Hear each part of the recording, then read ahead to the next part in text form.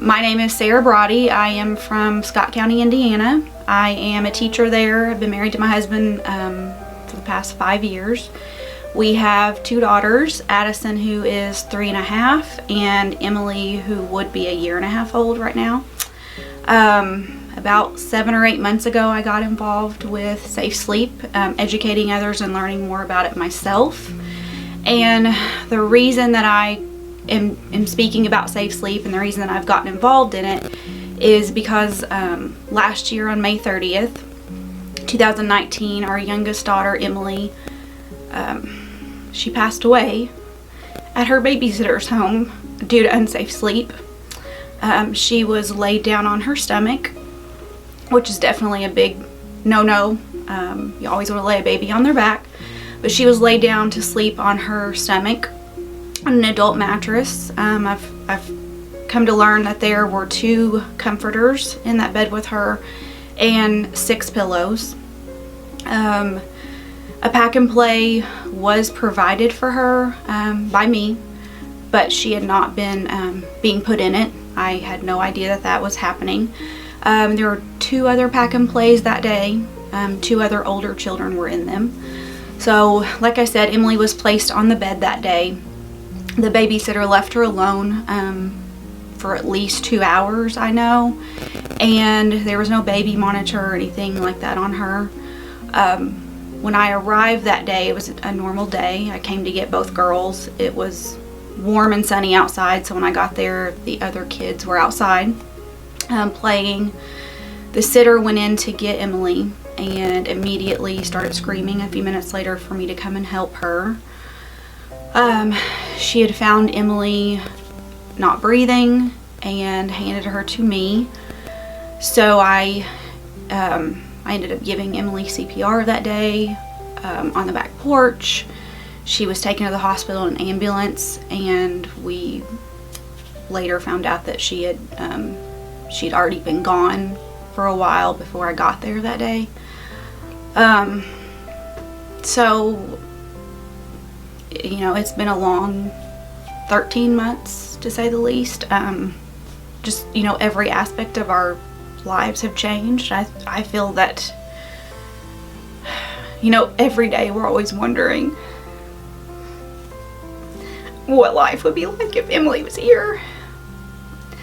And I think that's the hardest part. You know, it's that day was hard, but it's every day after. And, you know, it's changed her sister's life. You know, she still every day asks for Emily. For the most part, pictures have worked to give to her, but lately she just throws them on the floor and says she wants her real sister. That's not working much longer for her. Like I said, every aspect of our life has changed, and I think even when we look okay, or we feel like we're okay, it's still there. Part of what we've done to keep Emily's memory alive, she's only 6 months old when she passed away, so we didn't get a lot of time with her.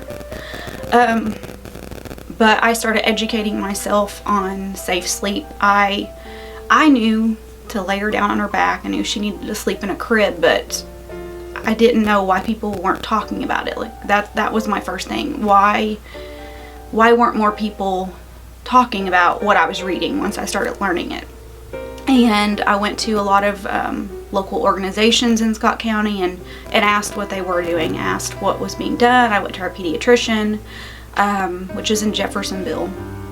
But a lot of information is out there about safe sleep, but no one is really talking out loud about it. And I guess that's where I come in, and I don't want this to happen to anyone else, of course, and that is a big part of it, but honestly, my biggest part of doing this is I still get to be Emily's mommy this way. It's really uncomfortable for people to talk to the mom or the parent that just lost their baby, and I understand that. I don't ever know what to say either, but I've found that people seem to be more willing to approach me or talk to me if they can talk to me about safe sleep or what can they do to make sure their grandchild or their niece or their their own child is safe. So the main things I would want to share about safe sleep are the ABCs of safe sleep are a really crucial part to know. The A stands for alone. You always want your baby to be by themselves in their crib. A pack and play or a bassinet is also safe. You don't ever want to fall asleep with them on your chest. You don't want to fall asleep with them in the bed. Their chances of suffocation greatly increases, but also if they're in the bed with you, you're putting them at risk for entrapment, like if they get trapped between like the headboard or a wall, and also at risk for an adult or other child rolling over on them. The B in the ABCs is always on their back. So a lot of people think that a baby will choke or gag if they have acid reflux. That's proven to not be true. They're more at risk if they're placed on their belly. So you always want to place them on their back. If they can roll over on their own onto their stomach, they're safe though. So they have the strength to move their neck and their body around. The C stands for crib. So like I said, if a product or device is saying or marketing itself for safe sleep, it's usually not. If it's having to convince you that it's safe to sleep in, or you're going to get more sleep, or baby's going to get more sleep, it's usually some kind of marketing technique. So you only want your child to be in a crib, a bassinet, or a pack and play, which play yard is the same thing as a pack and play. But if it's got those words, it's been tested in the United States for safety, and anything else hasn't, like a DockATot or Rock and Play, things like that are not safe for sleep. Another important thing to remember with safe sleep is that you never want to have anything in a sleep space with a baby. So that alone portion means no pillows, no blankets, no stuffed animals, definitely no other children. A lot of people will want to put twins together. They can roll over on each other. You don't want any kind of hat or socks to be on your baby when they go to sleep. So absolutely alone. So a perfect sleep environment would look like a crib. You can put a fitted crib sheet in there with them. That's perfectly safe. You can have that baby in a swaddle or in a sleep sack, and you can put a pacifier in with them, but it cannot be the type that clips to like their shirt or their onesie. It needs to be something that if it falls out of their mouth, they can't grab onto it. Like there are some with the animals on there. You don't want to put those in there either because they're like a stuffed item. Emily was born on November 19th, 2018, and she was our second child. She was our second daughter. Our children are exactly 2 years and 10 days apart in age. Emily was 10 pounds and 4 ounces when she was born, which was a huge surprise because her sister was only 6 pounds. So Emily was, compared to her older sister Addison, she was much quieter. She was much calmer. You could tell right from the beginning that she liked to cuddle and be loved, but she did require to be the center of attention. If you left the room or stopped holding her, she wasn't having it. But other than that, she was content and always smiling. That's one of my best memories of Emily, is she just always smiled. She always laughed. She was definitely my biggest fan right from the beginning. She definitely loved her mommy.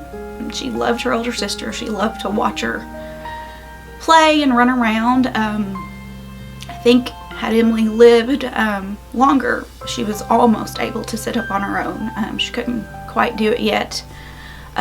She was only able to roll from her back onto her belly, so she wasn't very mobile yet. But she kept up pretty good in her little walker. Emily, she had a full head of hair when she was born. However, she lost all of it in the back. So we always joke that she had a little toupee because her hair was only from the top and it came into like a little point on her head. So everybody still comments on her hair. But she was, I don't know, she just made our family better and complete. So Emily was our surprise baby. We had to do fertilization with her older sister, so I'd always been told that I was never going to be able to have kids without some type of medical help. So we were very surprised when Emily came along. And I remember with her older sister, I'd been nervous. Every appointment, every doctor's appointment, I thought they were going to tell me that something was wrong with her. And I never felt that way with Emily. Like, I always thought she was healthy and good. And I was nervous about being a mom of two. I always wondered, am I going to be able to love this baby as much as I love our first? And everybody told me I would, and it wasn't going to be something that I had to work at. It would just come, and it did. I felt like at about 4 months, I'd finally figured out how to be a mom of two, how to take them somewhere by myself, or, not feel much stress if my husband was working late. So that 6-month mark with Emily, we only had her for 6 months and 11 days. So I feel, of course I'm going to miss out on her entire life, but my favorite baby stage is that 6-month mark. They'll sit up on their own, or I know she would start crawling eventually.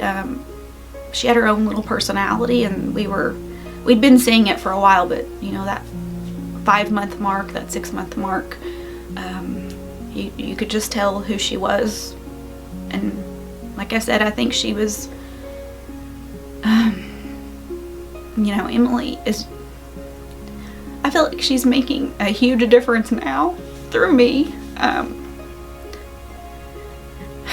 I, of course, wish this is not how people would meet her.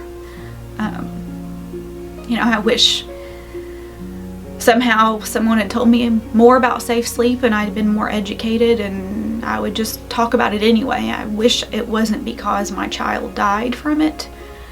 But I've done a lot of speeches, I've done a lot of public speaking, I've done a lot of educating to different groups, and something that I hear a lot is often, I did this with my children, or I did this with my grandchildren. I laid them on their belly, or they slept with me. And that's referred to as survivor stigma, because someone else was able to do it and their child survived. I do want to tell you that your child was just lucky. Emily was lucky too, many times, because the sitter did admit later that she had done that with Emily more than once, more than just that day. She had not been putting her in her pack and play. She had been putting her down in a bed, and she had done it with all the other kids that she'd watched. She'd done it with her own kids. So she felt like it was okay. She thought that nothing bad would ever happen. And nothing bad ever did happen until the day it did. So my point is, it only takes one time. It absolutely only takes one time. And it's not your job to get your baby to sleep better. All babies sleep, or, well, don't sleep in the beginning. They don't sleep much. But as a parent or caregiver, it's your job to know better. It's your job to keep them safe, because they can't do it without you.